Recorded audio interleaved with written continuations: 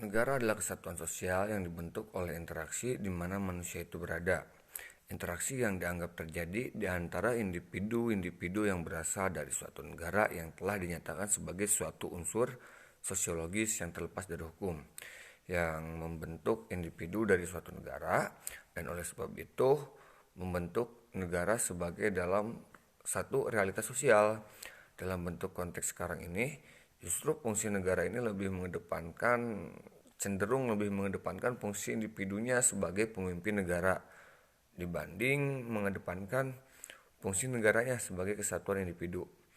Fungsi negara dalam konteks Indonesia, sejarah telah membuktikan ketika bangsa ini dibawa kepemimpinan Orde Lama Soekarno, maka arah dan fungsi negara hanya mengedepankan ideologi Soekarno dengan ideologi politik kebangsaannya.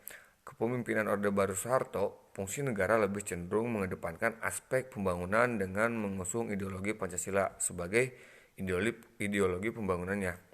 Walau realisasinya tidak berjalan dengan baik, dan sekarang di bawah Orde Reformasi, fungsi negara mengusung ide-ide perubahan reformasi total dalam segala aspek kehidupan.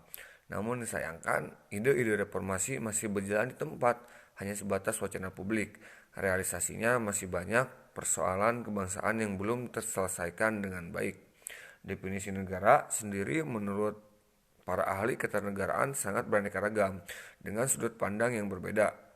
Ahli politik ahli politik sudah tentu mendefinisikan negara dari sudut pandang politik. Ahli hukum juga menguraikan arti negara dalam konteks hukum. Begitu juga ahli sosiologi mendefinisikan negara dalam kajian-kajian sosiologi.